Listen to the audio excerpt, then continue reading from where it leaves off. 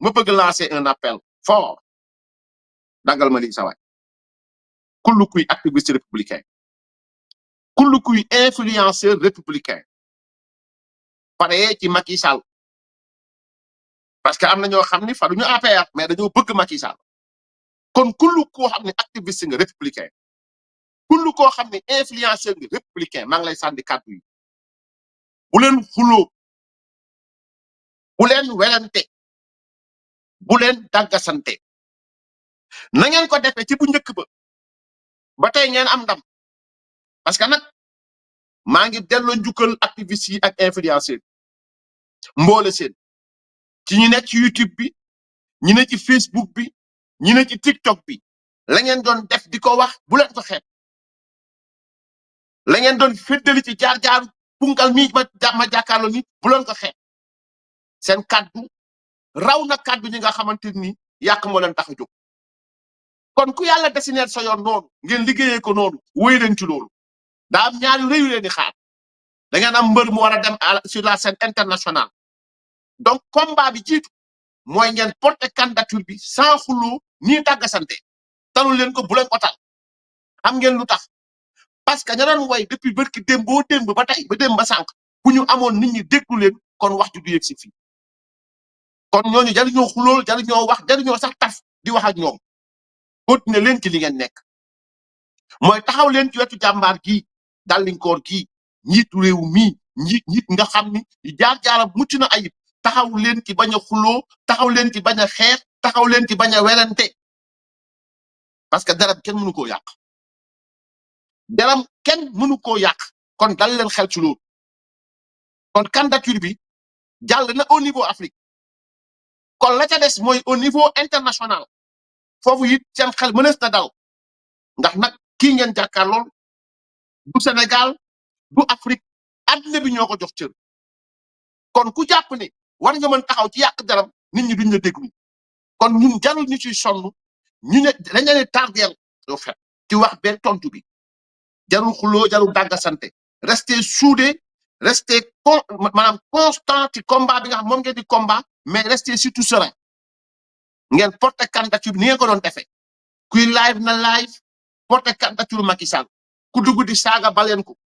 ku bind texam baleen ko ku bind nangam baleen ko benn option ngeen am mooy porter ngeen candidature ba mu yegg si fii ba ñëpp dégg nañ seen kàddu yéen kon raw ngeen ña ca des kon continuer leen noonu ba mu romb Afrique dem sur la scène internationale loolu mooy combat bi jiitu kon loolu ku ko am taloo wax ku ko am taloo dàggasante donc chers activistes et influenceurs républicains c'est l'occasion ici de vous rendre un vibrant hommage du début jusqu'au choix final des dirigeants de ce continent. Vous avez soutenu sans relâcher cette candidature. Votre engagement, votre plaidoyer incessant ont fait résonner l'écho de la vérité républicaine bien plus loin et plus fort que les murmures opportunistes d'une certaine société civile autoproclamée. Vous avez été les vrais sentinelles de cette cause panafricaniste. Donc, il y a une activité républicaine, il y a une influence républicaine. Donc, sant nañ leen bu baax a baax gërëm leen di ñaan yàlla yàlla may leen jàmm ak salaam ak tawfiq. Donc, aujourd'hui, 2 missions impérieuses vous attendent désormais. ñaari mission moo leen di xaar bi jiitu mooy la reconquête beneen bi mooy la conquête. kon loolu charge la bu leen kenn tardel da ngay war a aligné ñaar muy nekk seen ndam mooy la conquête mooy fi président Macky Sall jëm la reconquête fi alliance pour la République jëm kon conquête bi moo jëm ca Nations Unies reconquête bi moo jëm ci jëlaat pouvoir bi en 2029 bu leen kenn tardel cela ne veut pas dire que bu leen combat déedéet au niveau national combat bu rëy moo leen di xaar bu ngeen mën a tonn te leen tegg ay fen ak ay tuuma di ko leeral loolu combat bu leer la ko mbiti waaye nag la jëm ca leneen concentrez-vous te bañ a topp ñenn ñi te bañ a topp yeneen nit yi bàyyi leen ñu wax parce que kenn ku nekk ak la nga mëne mais vos combats vous les remporterez vos combats vous les gagnerez seeni combat da ngeen ko gagné seeni combat da ngeen ko maanaam seeni combat da ngeen ko nar a gagné fi ngeen jëm xam ngeen ko ragalu leen ko wóolu ngeen seen mbër kon wóolu leen ko parce que wóolu président Macky Sall moo ñu indi ba fii wóolu leen ko continuer di ko wóolu ci tekkaaram ngeen jël kii bañ a nekk dàggasantewul dàggasantewaalewul oo ko non kon kuy dagga sant yaa xam koo xam ne am nga loolu nit yaa xam ñun taluñu loolu ñu ngi nekk ci leneen donc loolu dama bëggoon lancer ko ñi nga xam ni ñoom ñooy activistes yi ñoom ñooy influenceurs yi tout court jarul fàttali ay waxu démb jarul fàttali ay nangam sangam il faut être serein et avoir l'intelligence politique buñ leen yóbbu ci débat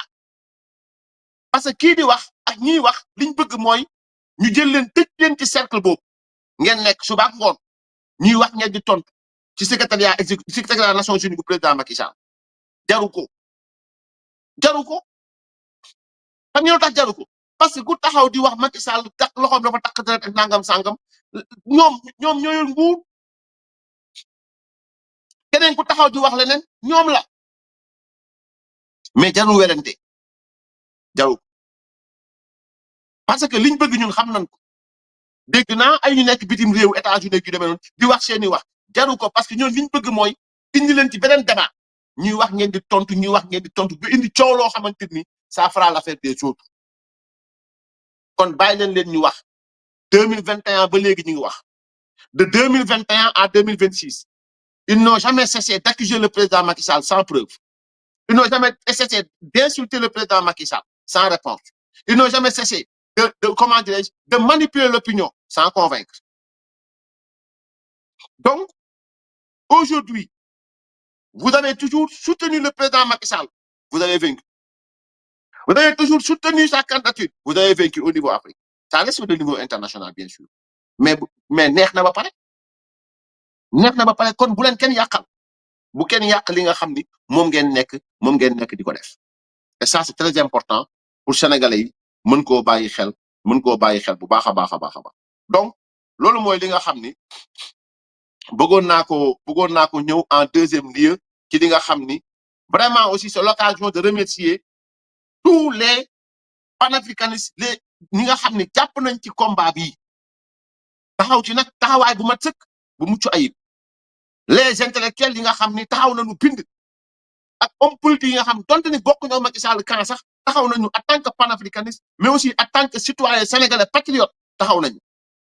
ku lim juum mënees na si lim ñoom Bouga Diouf bokk ma ak moom parti mën naa lim ku mel ni ñoom Babacar Ba Forum du Justiciable mën naa lim ku mel ni ñoom Al Ahmad Thiam mën naa lim ku mel ni ñoom Mohamed Diop bu Sen TV gis naa ñoom ñëpp ñu bind ñoom Mamadou Cissé gis naa leen ñoo ñëpp c'est pas des hommes politiques ñoom ñëpp bind nañu clarifier wax mais kenn demul ngeen des donc restez sur cette dynamique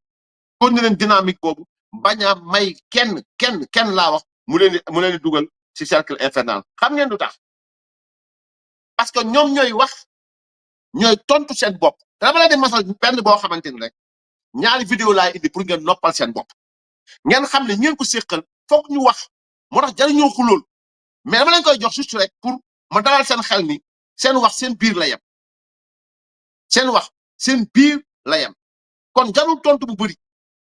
jaru ko parce que dafa am fu ñu leen bëgg yóbbu saa tegal ma waaji li bu wax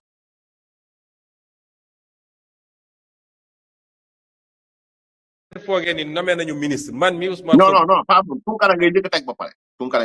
pare dama bëgg dalal seen xel rek pour ma wax leen ni ñoom ñooy wax ñooy weddi maintenant nag léegi le combat ci beneen anam la nekkul ci werante du loolu tegal ko asalaamaaleykum comme ni ngeen ko déggee wala xamee noonu lañ ko déggee xamee ko aussi nous avons appris la candidature de Macky Sall comme c'est bien décrit nag avec Seneweb par surprise ñu ne du sang sénégalais à l'ONU parce que nag nit mënuñu koo jiiñ président ne deretu juróom-ñetti fukki nit ak ñett mi ngi ci loxoom ba pare ñu ne kooku yaayoo dafay nekk candidat wu institution bi nga xam ne mooy xeex injustice. Merci. C'est-à-dire il dit en français c'est-à-dire que c'est-à-dire que du champ et li ma gën a métti mooy Seneweb et burki démb je maa ngi doon indigné wu ci yenn position yi par rapport ak ñun suñu biir mais loolu du ma ci soleeti Seneweb moo bind loolu et moom la cité sax d'ailleurs mais moom mi wax lii di wax waxu sang waxu deret ak nangam jublu ci président Macky Sall qui accuse le président Macky Sall premier ministre ci boppam moo wax lii ñëwal. de la justice bu ngeen foogee nommé nañ ma damay toog passation de service tey ñetti weer lañ ciy teg jàpp nañu ñëpp jugé nañu ñëpp non ça ne se passe pas comme ça gis ngeen ay Rwanda li fa xewoon ak yeneen réew toog nañu 20 ans 25 ans procès yaa ngi dem parce que yéen ñëpp tudd ngeen fi ay tur mais kan moo mun a andi preuve tout de suite am na ñoo xam ne mun nañu am ñëw seede tudd nañ fi ay nit yoo xam ne nañ dañoo torturer mun nañu andi seede ñu ñëw ñu ne moom moo ma torturer waaye lu ci bëri enquête yi mu laaj ba ñu xam kan mooy commanditaire bi kan moo ne woon nañu tirer kan moo tirer loolu enquête yu complexe la du lu ñuy décréter. Donc, merci. Donc, pour leur information, c'est leur premier ministre qui dit clairement que ils ne savent pas qui a tiré, ils ne savent pas qui en est le commanditaire, ils ne savent pas, etc. D'ailleurs, il n'y a même pas d'enquête pour qu'on puisse parler ou bien désigner un coupable. Donc, lii rek war na tax bu leen leen tal ñoom nañu dem gëstu ji ñu def seen enquête bopp ba mu leer ci bopp Afrique bi yëpp wala àdduna bi yëpp mais ku yaakaar ni au fait ku yaakaar ça va jënd ma kii ku yaakaar ni àdduna bi télé boo xam ni ñoom bu ñu def choix du ñu xool moo tax sànq ma leen di wax ni président Macky Sall choix bi njiitu réewu Afrique def ci moom xam nañ ko c'est pas un choix gratuit barki démb soriwul 2021 n'est pas loin. Ils ont été témoins, ils ont vu ce qui s'est passé. Duma ci sori te yéen it bu leen ci sori yéen it bu leen permettre kenn mu dugal leen ci cercle boobu c'était juste pour vous donner li nga xamante ni tey jii nii mooy la réalité la différence entre ku yor làmmiñam nekk bitim réew di wax ak koo xam ne daan na wax comme moom ñëw na téye les affaires xam ne li ñu yaakaaroon c'est pas comme ça donc c'est de cela qu'il s'agit. Donc, il faudra faire attention pour ne pas tomber dans ce piège-là. Parce que aussi, nous tout ça, bon voilà, donc, ñom ci loolu lañuy dund loolu lañu xam ci loolu lañu nekk. Donc voilà, maintenant loolu mooy li nga xam ni bëggoon naa ko wax ci li nga xam ni moom mooy lu jiitu loolu. Voilà. Donc